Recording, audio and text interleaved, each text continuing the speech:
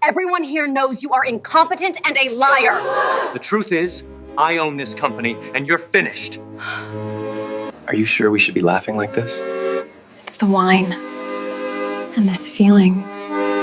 I've missed this.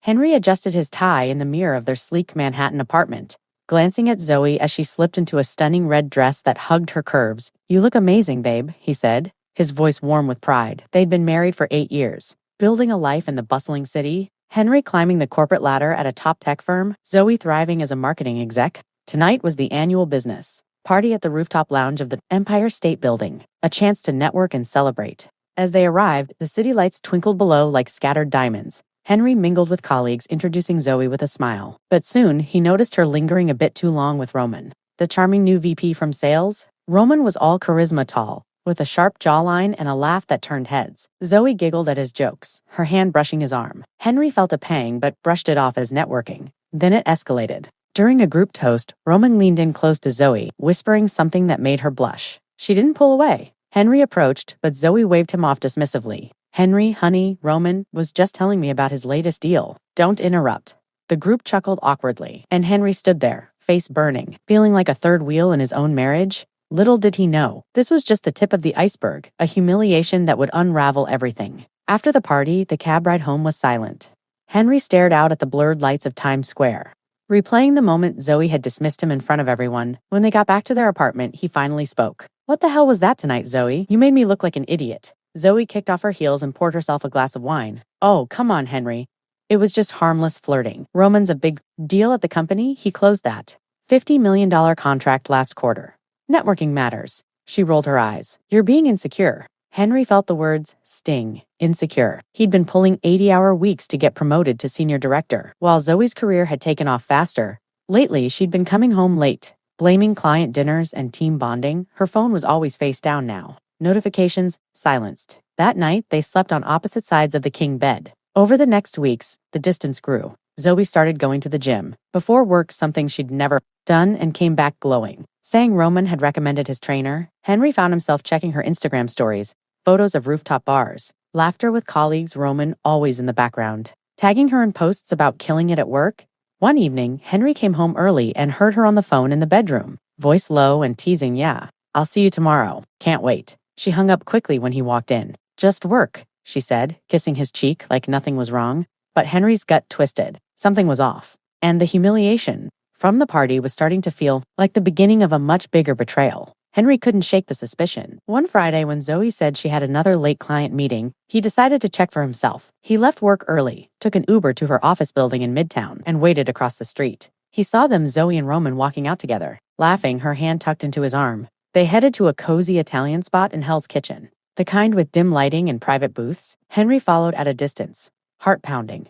Through the window, he watched Roman lean across the table, brushing a strand of hair from Zoe's face. She smiled the way she used to smile at him on their honeymoon. They shared dessert, feeding each other bites, completely lost in one another. Henry stood in the cold December air, phone in hand, snapping silent photos, proof his wife was cheating emotionally, physically, everything. The humiliation from the party now felt small, compared to this good-trenching betrayal. But instead of confronting her, Henry turned and walked away. Revenge, he decided, would be colder and far sweeter than a scene on the sidewalk. Henry didn't sleep that night. He sat in the dark living room of their Upper West Side apartment, staring at the photos on his phone. Zoe and Roman tangled in that intimate moment over tiramisu. Rage simmered, but he forced it into something sharper. Strategy. The next morning, he called in sick and started digging. A quick LinkedIn search confirmed what he suspected Roman was married to a woman named Claire who lived in Connecticut and rarely came to the city. Henry found Claire's Facebook public, full of family photos and posts about trusting God's plan. He didn't contact her yet. Instead, he booked a quiet lunch with his old college buddy, Mark, who now worked in private security and digital forensics. Over burgers in Soho, Henry slid the phone across the table. Mark raised an eyebrow, then nodded. "Give me a week. I'll get you everything. Texts, locations, hotel receipts." Henry also started mirroring Zoe's schedule. Late nights at the office, gym sessions, weekend team retreats. He smiled more, touched her arm in passing, acted like the perfect, oblivious husband. Inside, he was building the trap. The revenge wouldn't be loud. It would be surgical, and no one would see the twist coming. A week later, Mark delivered. Over coffee in a quiet Brooklyn diner, he handed Henry a USB drive. "It's all here, man. Texts, emails, even hotel bookings." They've been at it for months, started right after Roman transferred in. Henry plugged it into his laptop at home while Zoe was out shopping. The files were damning. Flirty messages escalating to explicit ones. Can't stop thinking about last night. Zoe had written. Roman replied with photos, intimate ones from their trysts at a midtown hotel. There were receipts too. Dinners. A weekend getaway to the Hamptons disguised as a conference. Henry's hands shook as he copied everything to a secure cloud folder. He also found Roman's wife Claire's email from her LinkedIn, but he waited. Instead, he started small revenges. Canceling Zoe's favorite spa day. Accidentally spilling coffee on her designer bag. She barely noticed, too wrapped up in her affair. At work, Henry requested a project transfer that put him overseeing Roman's team. Subtle power shift. Roman squirmed in meetings, avoiding eye contact. Henry smiled inwardly. The real bomb was coming, not just divorce papers, but something that would shatter both their worlds in ways they'd never expect. With the evidence locked away, Henry moved to phase 2. He anonymously emailed Claire, Roman's wife, attaching a few blurred photos and a note, "Your husband's not who you think. Check his phone." He used a burner account, routing it through a VPN for anonymity. Claire responded faster than expected, furious emails back, demanding more proof. Henry fed her bits, timestamps, hotel names. Meanwhile, at work, he scheduled a team-building retreat for the sales department. Including Roman and Zoe, he booked a luxury cabin in the Catskills, far from the city, and invited spouses insisting on family bonding. Zoe was thrilled, packing excitedly. Roman looked uneasy, but agreed. Henry played the gracious host, even suggesting Roman bring Claire. "It'll be great to meet her," he said with a straight face. On the drive upstate, Henry's mind raced. He'd planted a hidden camera in the cabin's master suite, linked to his phone. The trap was set.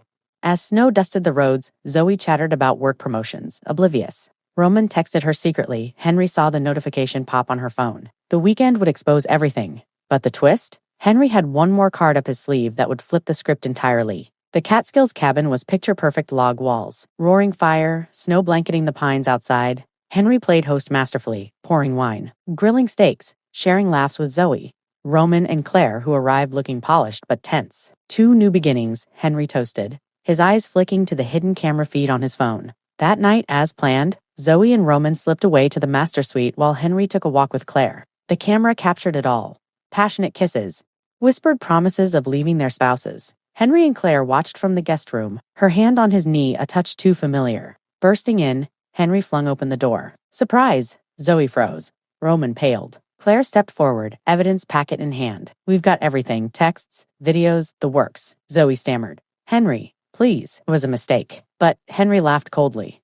"Mistake. The real mistake was you thinking I was blind." He turned to Claire. "Tell them the truth." Claire smiled. "Henry and I have been together for 2 years. We set this up, introduced Roman to you at that party. Fed the flirtation. We needed proof of your affair to make our divorces clean and take everything." Zoe's world shattered. The humiliation? Just the start. Henry walked out with Claire, leaving. Zoe and Roman too, their ruin's revenge served with a twist she never saw coming. True revenge isn't about destroying others, it's about rising above them and building a life they can never touch. That's a wrap on today's wild revenge story. Hope it kept you hooked till the very end. If you loved the drama, the twists, and that jaw-dropping finale, hit that subscribe button right now and turn on notifications so you never miss another story. Drop a comment below. Which country are you watching from? Let's see how far this community reaches. USA, UK, India, Philippines. Wherever you're tuning in, shout it out. Thanks for watching. See you in the next one.